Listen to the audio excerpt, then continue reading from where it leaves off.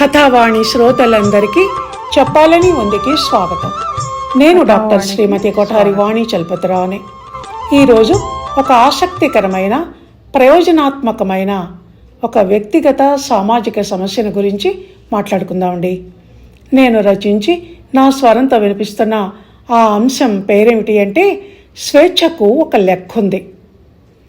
ఆ లెక్కలేంటో ఏమాత్రం ఆలస్యం చేయకుండా వెంటనే తేల్చేసుకుందాం. మనిషై పుట్టిన వానికి అన్నం, నీళ్లు, పీల్చుకోవటానికి గాలి ఎంత అవసరమో స్వేచ్ఛ కూడా అంతే అవసరం. ఇంకా చెప్పాలంటే అంతకన్నా ఎక్కువ అవసరం. స్వేచ్ఛ అంటే ఎవరి ఆంక్షలు, అధికారాలు తన మీద లేకుండా తన ఇష్టం వచ్చినట్టు తను జీవించగలగటం. తనకిష్టమైన తిండి, ఇష్టమైన చోట నివాసం, నచ్చిన బట్టలను వేసుకోవటం, నమ్మిన దేవుణ్ణి కొలుస్తూ ఆ మతాన్ని స్వీకరించటం, నిర్భయంగా తన అభిప్రాయాలను, భావాలను నలుగురి ముందు వ్యక్తపరచగలగటం, ప్రేమ, పెళ్ళి, సంతానం ఇలా ఏ విషయంలోనైనా స్వేచ్ఛగా మెలిగే హక్కును కలిగి ఉండటమే స్వేచ్ఛ అంటే. స్వేచ్ఛను కలిగి ఉండటం అనేది మనిషి శరీరానికి సుఖాన్ని, మనసుకు శాంతిని కలిగించి సౌకర్యవంతంగా జీవించేలా చేస్తుంది. అలా కాకుండా అక్కడ కూర్చోవద్దు, ఇక్కడ నిల్చోవద్దు, అలా మాట్లాడొద్దు, అలాంటి బట్టలు వేసుకోవద్దు అని ప్రతిదానికి విమర్శిస్తూ, ఆటంకపరుస్తూ, ఆజ్ఞాపిస్తూ ఉండేవాళ్ళు వాళ్ళు అతని తల్లిదండ్రులైనా, భర్త లేక భార్య అయినా, పిల్లలైనా, ఇరుగింటి పొరుగింటి వాళ్ళైనా, సమాజ సభ్యులైనా మనకు కోపం వచ్చేస్తుంది, బాధ కలుగుతుంది, ఊపిరాడక ఉక్కిరిబిక్కిరి అయినట్టు అనిపిస్తుంది. జీవితం బందీ అయిపోయినా, వృధా అయిపోతున్న భావం కలిగి ఆ బాధలో నుంచే ఉద్యమాలు, విప్లవాలు పుట్టుకొస్తాయి. ఇలా స్వేచ్ఛ, స్వాతంత్రాలను కోల్పోతున్న వాళ్ళు సహించలేక ఎదురు తిరిగేవారు ఒక వ్యక్తి కావచ్చు, లేక ఒక కులం వారు, ఒక జాతి వారు, ఒక మతం వారు, ఒక ప్రాంతం వారు అయిన గ్రూప్ ఆఫ్ పీపుల్ కావచ్చు. బాధితులు సమూహంగా ఉన్నప్పుడు వీళ్ళందరి బాధ, సమస్య ఒకటే అయి ఉంటుంది. కనుక కలిసి పోరాటం చేస్తారు. అలా వచ్చినవే స్వాతంత్ర పోరాటాలు, విముక్తి ఉద్యమాలు, ఇజమ్స్ అంటే వాదాలు. అంటే ఒకే రకం భావాలకు, సిద్ధాంతాలకు కట్టుబడిన వారు వీరు అన్నమాట. అంటరానితనం నిర్మూలన, దళితవాదం, స్త్రీవాదం, మానవతావాదం వంటివన్నీ ఇలా వచ్చినవే.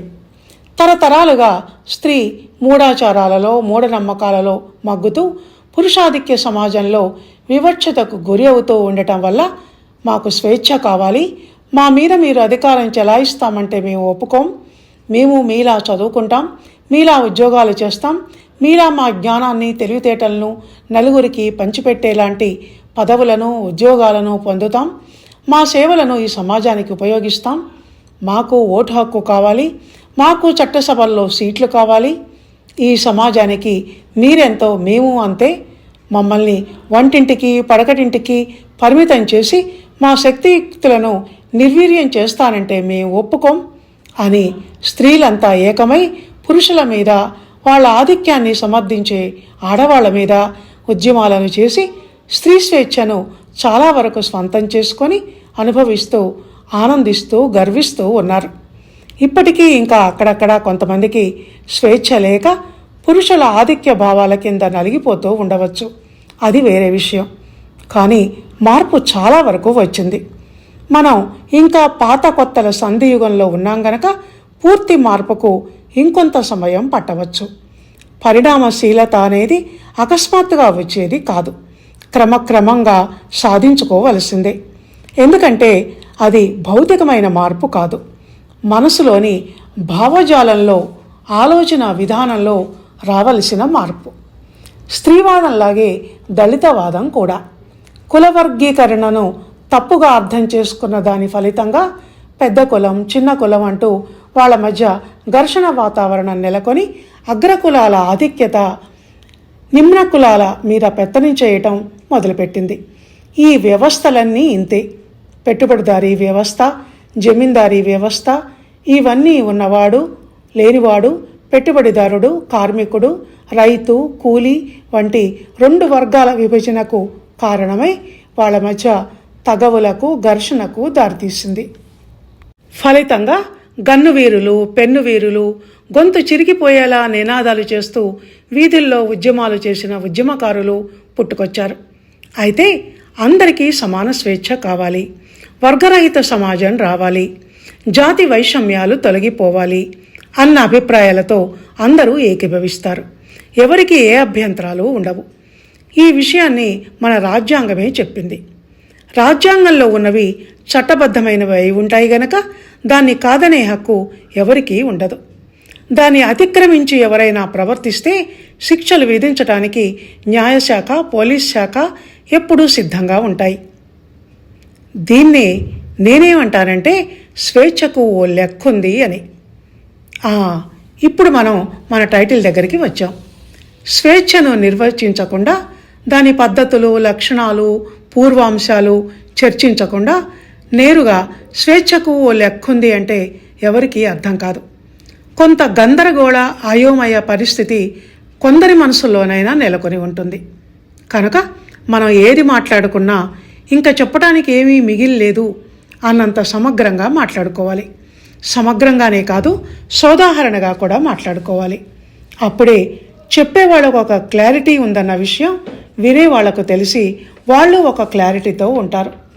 స్పష్టత అనేది విషయాన్ని ఈజీగా మన మనసులోకి, మెదడులోకి చేరిపోయేలా చేస్తుంది. ఇప్పుడు స్వేచ్ఛకు ఉండాల్సిన ఆ లెక్కేంటో దాని గురించి మాట్లాడుకుందాం. మనిషికి స్వేచ్ఛ ఉండాలి అని చెప్పిన రాజ్యాంగమే ఆ స్వేచ్ఛకు కొన్ని పరిధులను కూడా విధించింది. స్వేచ్ఛ అంటే ఎలా ఉండాలో చెప్తూ ఎలా ఉండకూడదో అది కూడా చెప్పింది. దేన్ని స్వేచ్ఛ అంటారో, దేన్ని స్వేచ్ఛను దుర్వినియోగం చేయటం అంటారో అది కూడా చెప్పింది. మన రాజ్యాంగం, మన చట్టం ఏది రాసినా, దేన్ని చట్టబద్ధం చేసినా దాని వెనుక ఉండే ఏకైక ధర్మసూత్రం మానవతావాదం. అంటే మనిషి సుఖం, సంతోషం, నిజమైన స్వేచ్ఛ. ఇవి పూలదండలో లోపల కనిపించకుండా ఉండే సూత్రం, అంటే దారంలా ఉంటుంది. అది ముఖ్యం. ఎందుకైంది అంటే అన్ని పూలను ఒక దగ్గర కలిపి ఉండేలా చేర్చి ఒక మాలగా ఏకం చేసేది ఆ దారమే కదా. అందుకని ఇక్కడ మరో ముఖ్య విషయాన్ని మీకు చెప్పడం మర్చిపోయాను. అదేమిటి అంటే రాజ్యాంగానికి మనిషే కాకుండా ఈ సమాజం కూడా ముఖ్యం. అంటే అది సమాజవాది కూడా అన్నమాట. ఈ రెండింటినీ దృష్టిలో ఉంచుకొని స్వేచ్ఛకున్న ఆ లెక్కేంటో అది చూద్దాం. వ్యక్తిగత స్వేచ్ఛ అంటే ఒక వ్యక్తికి సంబంధించిన వ్యక్తిగత రహస్యాల విషయాలలో అతనికి పూర్తి స్వేచ్ఛ ఉంటుంది. వాటిని అందరికీ చెప్పి బహిరంగం చేసేవి కావు. ఉదాహరణకి ఇల్లు, భార్య లేక భర్త, పిల్లలు, వాళ్ళ మధ్య ఉండే ప్రేమలు, దంపతుల మధ్య లైంగిక సంబంధాలు లేక గొడవలు, సమస్యలు, కుటుంబ కలహాలు ఇవన్నీ ప్రతి ఇంట్లో కొద్దో గొప్పో ఉండేవి. అవి తాత్కాలికమైనవే. ఎవరికి ఏ అపకారం, నష్టం కలిగించనంత వరకు, చట్టం పరిధిలోకి రానంత వరకు ఆ స్వేచ్ఛను, దాని గోప్యతను వాళ్ళు కలిగి ఉండవచ్చు. అది ఇరుగు పొరుగుకు, వాళ్ళ ఏకాంతానికి భంగం కలిగించనంత వరకు పర్వాలేదు. కానీ ఇంటి గడప దాటి కారిడార్లోకో, వీధిలోకో వచ్చి ఓ వీధి భాగవతంలా మారితే మాత్రం, సాటి వాళ్లకు డిస్టర్బెన్స్ను కలిగించేది అయితే మాత్రం అది అందరి దృష్టిలో పడి వాళ్లకు విమర్శించే, మందలించే హక్కును ఇస్తుంది. మా గురువుగారు ఒకరు ఎప్పుడూ ఒక మాట చెప్తూ ఉండేవారు. నీ మనసులో నువ్వు నేనే ప్రైమ్ మినిస్టర్ ఆఫ్ ఇండియాని లేక నేనే ప్రెసిడెంట్ ఆఫ్ ఇండియాని అని అనుకో, నష్టం ఏమీ లేదు, ఎవరికీ తెలియదు. పైకి అంటే మాత్రం అందరూ పిచ్చివాడని ఎద్దేవా చేస్తారు. వీధిలో నిలబడి పెద్దగా అరుస్తూ ఆ మాటను పదే పదే అన్నావంటే న్యూసెన్స్ కేసు పెట్టి జైల్లో పెడతారు అని. న్యూసెన్స్ కేసులే కాదు, పరువు నష్టం కేసులు అని అవి కూడా ఉంటాయి. అవేమిటంటే ఎదుటివాడిని బహిరంగంగా అసభ్య పదజాలంతో తిట్టినా, నిందించినా, నిజానిజాలు తెలియకుండా నిందలు వేసినా అతని వ్యక్తిత్వం దెబ్బతిని పరువు పోతుంది గనక అతను పోలీస్ కేసు పెట్టచ్చు. కనుక నీ బతుకేదో నువ్వు బతకాలి కానీ ఇతరుల బతుకుల్లో తలదొరచకూడదు. కనీసం వేలు కూడా పెట్టకూడదు. ఆ నీ బతుకైనా సక్రమమైందైతే లోపల విషయాలు నీ ఇష్టం కానీ అక్రమమైందైతే మాత్రం అది తన ఇంటిని తన వీధిని దాటి సోషల్ మీడియాలోకి ఎక్కింది అయితే మాత్రం బహిరంగ ప్రదర్శన లాంటిది. దాన్ని చట్టం చూస్తూ ఊరుకోదు. ఎందుకంటే సోషల్ మీడియా వంటివి అందరూ చూస్తారు. పిల్లలు, యువత, పెద్దలు ఇలా. అందులో చెడు ఉంటే అది వ్యక్తిగతంగా, సమాజపరంగా అంటే ఒక వ్యక్తికి కానీ ఒక గ్రూప్ ఆఫ్ పీపుల్కి కానీ కష్టం, నష్టం జరగవచ్చు. మంచేదో చెడేదో తెలియని పిల్లలు చెడును చెడు అని గుర్తించలేక దాన్ని అనుసరించవచ్చు. ఆ తప్పు చేసి మీడియాకి ఎక్కిన వ్యక్తి ఏ నాయకుడో, ఏ సెలబ్రిటీనో, అభిమాన హీరోనో అయితే అది తప్పు అన్న వివక్షత ఉన్నవాళ్ళు సైతం అంత పెద్దవాడు ఆయనే చేయగలేంది నేనెందుకు చేయకూడదు అని తను అలా తప్పుదారికి మళ్ళొచ్చు. బలహీనతలు, చెడు వ్యసనాలు ఎప్పుడు తోడును వెతుక్కుంటాయి. అంటే తనలా తప్పు చేసేవాడు మరొకడు ఉండాలి అన్నమాట. ఎందుకంటే తనను తాను మానసికంగా సమర్థించుకోవటానికి, తన మనసుకు తను సర్ది చెప్పుకోవటానికి సమయం కోసం ఎదురు చూస్తూ ఉంటాడు. అంతేగాని తప్పు అని అంగీకరించడు. అది హ్యూమన్ సైకాలజీ. ఇలా ప్రతి విషయంలోని, ప్రతి జీవిత సమాజ అంశాలలోనూ స్వేచ్ఛకు పగ్గాలు ఉంటాయి. స్వేచ్ఛ హద్దులు మీరుతోంది అనుకున్నప్పుడు ఆ పగ్గాలను పట్టి ఎవరన్నా ఆపి కంట్రోల్ చేయాలి. స్వయం నియంత్రణ చేసుకోగలిగితే మరీ మంచిది, కానీ అలా చాలా తక్కువ మంది ఉంటారు. స్వేచ్ఛ విషయానికి వచ్చేసరికి చాలామంది నోట మనం తరచూ వినే మాట నా ఇష్టం, నా ఇల్లు, నా వాకిలి, నా పెళ్ళాం, నా పిల్లలు, నా బట్టలు, నా తిండి, నా ఇష్టం వచ్చినట్టు నేనుంటాను. మీరెవరు నన్ను ప్రశ్నించడానికి? నువ్వెవడివి నన్ను క్వశ్చన్ చేయడానికి? నేను 2 పెళ్ళిళ్ళు చేసుకుంటాను, 3 పెళ్ళిళ్ళు చేసుకుంటాను. నేను మోజుపడ్డ వాళ్లతో అక్రమ సంబంధం పెట్టుకుంటాను. నీకేంటి నొప్పి అంటే నొప్పే. మరి ఒకరి చెడు ప్రవర్తన అతని దగ్గరే ఆగిపోదు. మరి నువ్వు ఈరోజు బట్టలు ఇప్పేసుకొని తిరిగితే రేపు నీకు తోడు నీలా 10 మంది తయారవుతారు. అప్పుడు సమాజం మొత్తం ఆది మానవులతో నిండిపోతుంది. మళ్ళీ వెనక్కి వెళ్ళిపోతాం అటవీ సంస్కృతిలోకి. అలాగే నువ్వు ఉంటున్న నివాసం ఇండిపెండెంట్ హౌస్ అయితే పక్కవాడి ఇంట్లోకి గోడ మీద నుంచి చెత్త వేయకూడదని, వాళ్ళ ఇంట్లో నీళ్లు పడేలా నువ్వు దండెం కట్టి బట్టలు ఆరేయకూడదని, నీ ఇంటి ముందు నువ్వు వాకిలి కడిగిన నీళ్లు వాళ్ళ ఇంటి ముందు గుండా ప్రవహించకూడదని ఇలా కొన్ని రూల్స్ ఉంటాయి. అలాగే అపార్ట్మెంట్ వాసులకు మరికొన్ని రూల్స్ ఉంటాయి.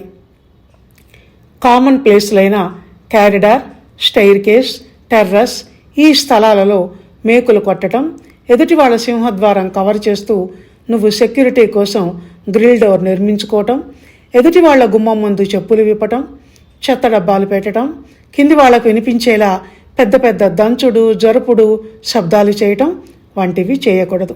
చేస్తే అసోసియేషన్ అని అక్కడ ఒకటి ఉంటుంది, వాళ్లకు కంప్లైంట్ వెళ్ళిపోతుంది. ఇలా ప్రతి విషయంలో ప్రతి చోట హద్దు మీరిన, మితిమీరిన స్వేచ్ఛకు సంకెళ్ళు లేక కళ్యాలు ఉంటాయి.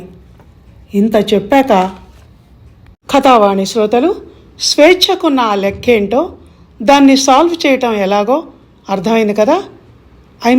అర్థమయ్యేలా నేను చెప్పగలిగాను కదా. ఇప్పుడు మీరు చేయాల్సిన పని ఏమిటంటే, ఈ వీడియో కనుక మీకు నచ్చినట్టయితే లైక్ చేయండి, షేర్ చేయండి, కామెంట్ చేయండి. ధన్యవాదాలు.